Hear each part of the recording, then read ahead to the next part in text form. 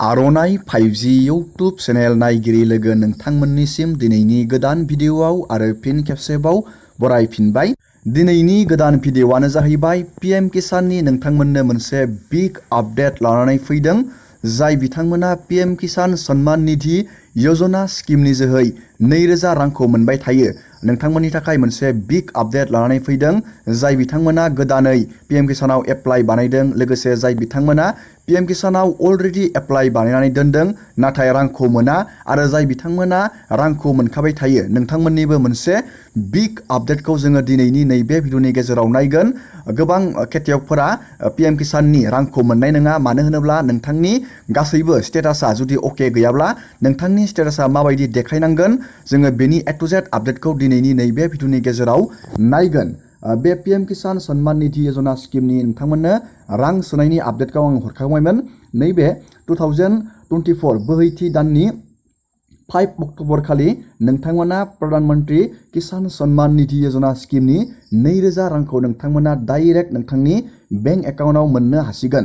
बेयाव नोंथांमोना नुनो मोनदों, नैबेयाव टटेल अल इन्डिया बेयाव 9.5 करोड़ खेथियकफोरनो PM किसान स्किम सन्मान निधि योजनानि 2000 रांखौ 9.5 करोड़ खेथियकफोरनो बेयाव राननानै हरगोन नैबे 5 अक्ट'बर खालि। नोंथाङा रोखा जाबाय।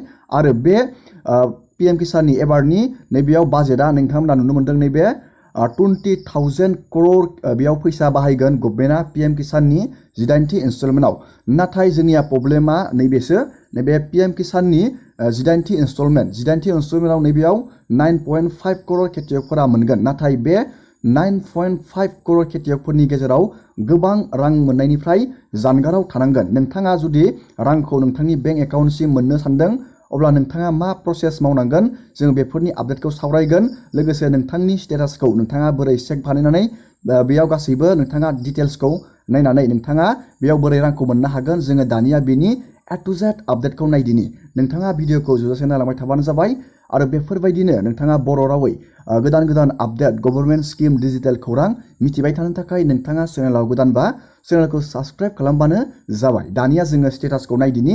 नोंथाङा जाय बिथांमोना गोदानै एप्लाइ बानायदों आरो मानिबा जाहोनाव रांखौ मोनाखै, आरो जाय बिथांमोना अलरेडि रांखौ मोनबाय थायो, जुदि नोंथांनि स्टेटासखौ नोंथाङा बोरै चेक बानायनानै बेयाव नोंथाङा मिथिनो हागोन 18थि इनस्टलमेन्टनि राङा नोंथांनि बेंक एकाउन्टआव हाबगोन ना हाबा।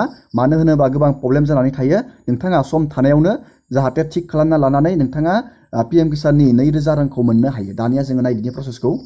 दानिया नोंथाङा गावबागावनि नोंथाङा स्टेटासखौ नायनो थाखाय नैबे पेजआव फैनांगोन। बे पेजनि लिंकखौ आङो भिडिअनि डिसक्रिपसनाव होना दोनदों, भिडिअनि गाहायाव।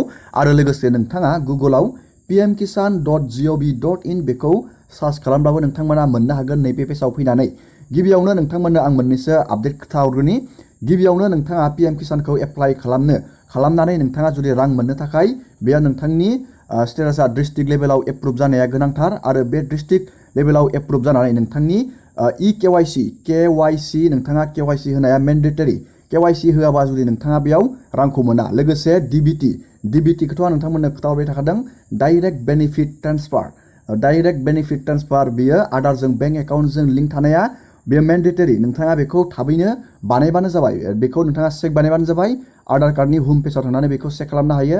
DBT गभर्नमेन्ट स्किम, बायदिसिना स्किमनि नोंथाङा रां मोननो थाखाय नैबे DBTआ कानेक्ट थानाया गोनांथार। नोंथांमोना बेखौ चेक खालामना लाबानो जाबाय।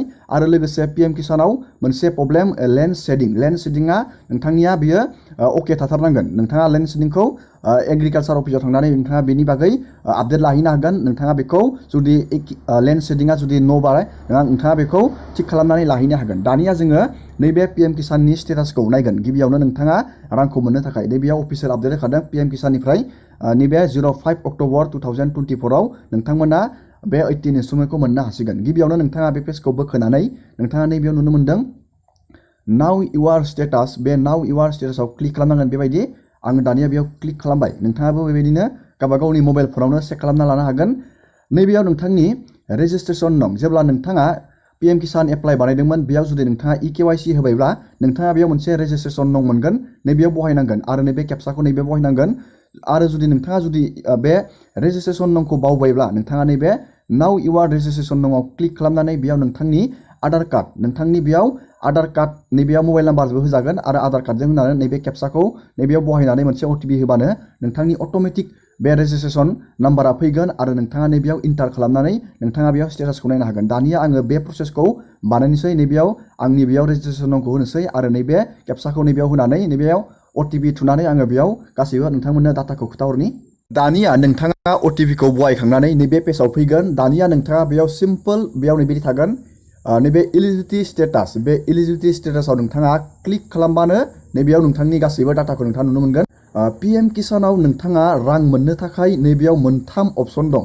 बे मोनथाम अपसनानो इम्परटेन्ट। बे मोनथाम अपसना जुदि नैबेबायदि नैबे गोथां बेयाव टिक थागोन अब्ला नोंथांमोना बेयाव 100% PM किसाननि रांखौ मोनगोन। आङो बेफोरखौ नोंथांमोननो बुजायना होनि बेफोरो मा आरो नोंथाङा बेखौ बोरै बेबायदि गोथां बेबायदि राइटसिन नोंथाङा बानायनानै लानो हागोन, लोगोसे PM किसाननि रांखौ मोननो हागोन।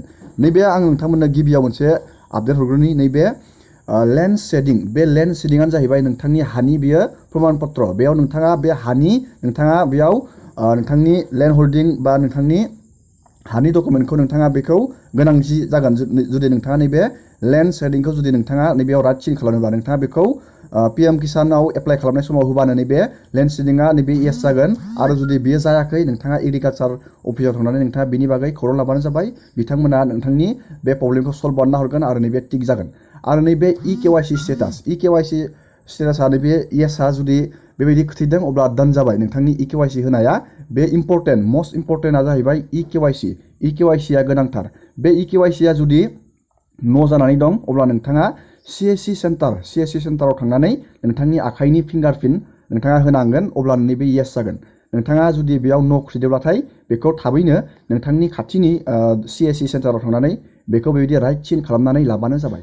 आरो मेन मोनसे प्रब्लेमानो नै बियो आदार बेंक एकाउन्ट शेडिं स्टेटास। बियो जुदि न' जानानै दंब्ला अब्ला नोंथाङा सेन्ट्रेल आरो स्टेट गभर्नमेन्टनि गुबुन गुबुन नोंथाङा स्किमाव एप्लाइ बानाय नोंथांनि बेंक एकाउन्टाव राङा हाबनाय नङा। मानो होनोब्ला नैबे लेन्ड शेडिंआनो जाहैबाय मोनसे DBT सिस्टेम, नोंथांनि आधारजों बेंक एकाउन्टजों लिंक।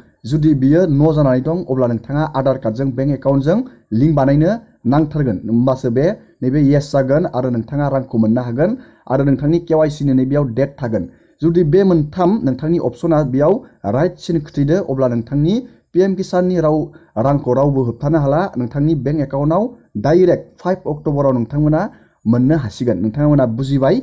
दिनैनि भिडिअखौ आं बेखिनियाव फोजोबबाय। नोंथांमोननो आं मोनसे फिसा आपडेट लानानै फैदों जाहाथे जोंनि बर' खेथियकफोरा साफ्रोमबो बे PM किसाननि रांखौ जाहाथे मोननो हायो। नोंथांमोना जिखिनि प्रसेस आं खोथाहरदों नोंथांमोना बेखौ बे जुदि नोंथाङा स्टेटासखौ नायनानै जुदि बेयाव माबाफोर नोंथांनि अपसना जुदि न' देखायदों नोंथाङा बेफोरबायदि हाबाखौ मावनानै लाबानो जाबाय आरो रांखौ नोंथांमोना 5 अक्ट'बराव डाइरेक्ट नोंथाङा 2000 रांखौ मोननो हासिगोन। दिनैनि भिडिअखौ बेखिनियावनो फोजोबबाय। नोंथांमोना भिडिअखौ नायनानै मोजां मोनदोंबा लाइक खालामबानो जाबाय। चेनेलाव गोदानबा चेनेलखौ साबस्क्राइब खालामबानो जाबाय। एसेनोसै दिनैनि भिडिअआ।